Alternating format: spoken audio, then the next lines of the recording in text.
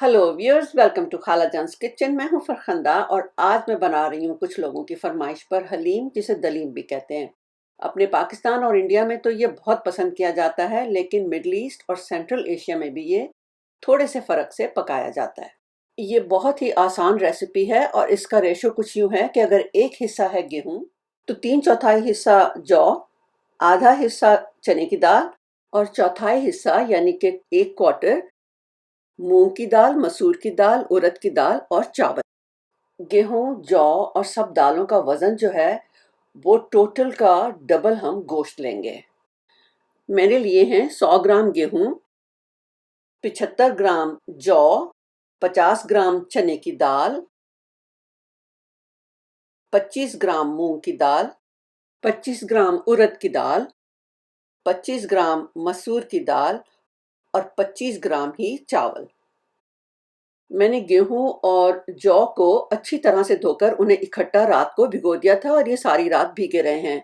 और बाकी सारी दालें जो हैं चावलों के साथ, वो मैंने तकरीबन कोई 2 घंटा पहले धोकर और भिगोई थी। देगची को मैंने मीडियम हाई हीट पर रखा था और उसके अंदर मैंने डाल दिए गेहूं, जौ जो भीगे हुए थे, और साथ में सारी दालें और चावल भी। और उसके साथ ही फिर मैंने डाल दिया था इसमें तकरीबन कोई 5 लीटर पानी।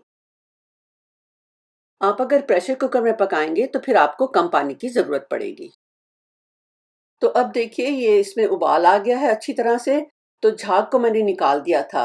और उसके बाद फिर मैंने टेम्परेचर को ना मीडियम हाई से मीडियम लो पर करके और इसे पकने के लिए पीछे के चूल्हे पे रख दिया था। तो चले आए अब तैयारी करते हैं कौरमे की। जो मैंने गेहूं, जौ और दालें चावल इस्तेमाल किए हैं उन सब का वजन बनता है 225 ग्राम। तो गोश्त हमें लेना है उससे डबल। तो इस रेसिपी के लिए हमें कम से कम 450 ग्राम गोश्त चाहिए। आप चाहें तो ज़्यादा ले लें। मैंने 570 ग्राम लिया है बोनलेस बीफ। बीफ की जगह आप मटन भी इस्तेमाल कर सकते हैं। आधा कप तेल लेंगे कौरमे के लिए और 3/4 कप लेंगे बघार के लिए। गोश्त चाहिए होगा 450 ग्राम से लेकर 600 ग्राम तक। 2 टेबलस्पून जिंजर गार्लिक का पेस्ट, 2 दरमियाने प्याज, 3 से 4 हरी मिर्चें, मुट्ठी भर ताज़ा पुदीना, 2 इंच का टुकड़ा अदरक और 4 से 5 तेज पत्ते, 4 टेबलस्पून लेमन या लाइम का जूस, 2 टेबलस्पून पिसा हुआ धनिया, 1.5 टेबलस्पून मिर्चें, 1 टेबलस्पून हल्दी, 1.5 से 2 टेबलस्पून नमक या हस्ब जायका, 2 टीस्पून गरम मसाला, और इसके अलावा हमें चाहिए होगा थोड़ा सा पानी। जो मैंने 2 लाइम्स लिए थे उनका मैंने जूस निकाल लिया है। आप चाहें तो लेमन्स ले लें। हमें टोटल 4 टेबलस्पून चाहिए जूस का। अदरक को भी छीलकर मैंने उसके बारीक बारीक स्लाइसेस कर लिए थे, फिर उनको मैंने पतले पतले स्लिवर्स में काट लिया है। इसे जूलियन भी कहते हैं। जो हरी मिर्चें ली हैं उनको भी सारी को हम बारीक बारीक सा इस तरह से स्लाइस कर लेंगे। इसी तरह से सारे पुदीनों को भी बारीक बारीक सा चॉप कर लेंगे। जो 2 प्याज लिए से उसमें से मैंने एक को बारीक बारीक सा स्लाइस किया है, ये हमें भगार के लिए चाहिए और गार्निश के लिए। और दूसरे प्याज को मोटा मोटा सा चॉप कर लेंगे। देगची को रखेंगे मीडियम हाई हीट पर और उसमें डाल देंगे आधा कप तेल। और जब वो गर्म हो जाएगा तो उसमें डाल देंगे तेज पत्ते और साथ ही डाल देंगे रफली चॉप किया हुआ प्याज। प्याज को तकरीबन आधा मिनट के लिए सौटे करेंगे और फिर उसमें डाल देंगे गोश्त। साथ ही जाएगा अदरक और लहसुन का पेस्ट, सूखा धनिया, लाल मिर्चें, हल्दी और नमक। नमक और मिर्चों की तादाद जो है वो अपने टेस्ट के हिसाब से आप कम या ज़्यादा कर लें।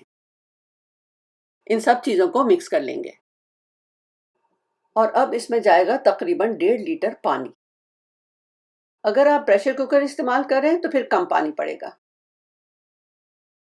अब इसको जब उबाल आने लगेगा तो इसको ढककर और हम मीडियम हाई हीट पर ही पकाते रहेंगे जब तक कि गोश्त गल ना जाए। तकरीबन 1.5 घंटा लगा है और गेहूं, जौ, चावल और दालें सब कुछ अच्छी तरह से गल चुका है। अब इनको ब्लेंड करने के लिए मैं इमर्जन ब्लेंडर इस्तेमाल कर रही हूँ। आप चाहें तो फूड प्रोसेसर भी इस्तेमाल कर सकते हैं। तो ये देखिए मुझे थोड़ा-सा टेक्सचर चाहिए होता है तो मैं इतना ही ब्लेंड करूँगी, आप चाहें तो इसको और ज़्यादा ब्लेंड कर लें। तो ये देखिए गोश्त को पकते हुए भी तकरीबन 1 घंटा हो गया है, अच्छी तरह से पक रहा है, इसका पानी भी खुश्क हो गया है। तो अब हम इसमें से तेज पत्ते निकाल देंगे और इसे थोड़ी-सी देर और पकाएँगे ताकि थोड़ा-सा पानी कम हो जाए। इस वक़्त देखें सारा पानी जो है वो खुश्क हो गया है, गोश्त ने तेल भी छोड़ दिया, अच्छी तरह से गल गया है, तो अब मैं इसको पोटैटो मैशर से मैश कर लूँगी। अब ये मैश किया हुआ जो गोश्त है, उसे ब्लेंड की हुई दालों और जौ और गेहूँ में डाल देंगे। साथ ही मैंने मसाले वाली देगची को रिंस करके उसका पानी भी तकरीबन इसमें 2 कप डाल दिया था। इन सब चीज़ों को अच्छी तरह से मिक्स करके अब हम इसकी घुटाई शुरू करेंगे। तो इस काम के लिए मेरे पास ये लकड़ी का घोटना है। हलीम को मैंने तकरीबन 25 मिनट के लिए घोटा था। तो अब देखें हलीम बिल्कुल तैयार हो गई है। तो हमें हलीम का इस किस्म का टेक्सचर चाहिए। तो अब हम इसमें डालेंगे जो हमने अदरक बारीक-बारीक काटा था उसको आधा लेकर, आधे को हम गार्निश के लिए इस्तेमाल करेंगे। हरी मिर्चें भी जो हमने काटी थी वो भी आधी लेंगे और आधी को गार्निश के लिए इस्तेमाल करेंगे। साथ ही डाल देंगे लेमन का जूस और गरम मसाला। मिक्स करके अब हम इसमें डाल देंगे बारीक कटा हुआ पुदीना। ये भी हमें आधा डालना है, आधे को हम गार्निश के लिए इस्तेमाल करेंगे। हलीम को अच्छी तरह से मिक्स कर लेंगे और फिर हम इसे मज़ीद 5 मिनट के लिए हल्की आग पर पका लेंगे।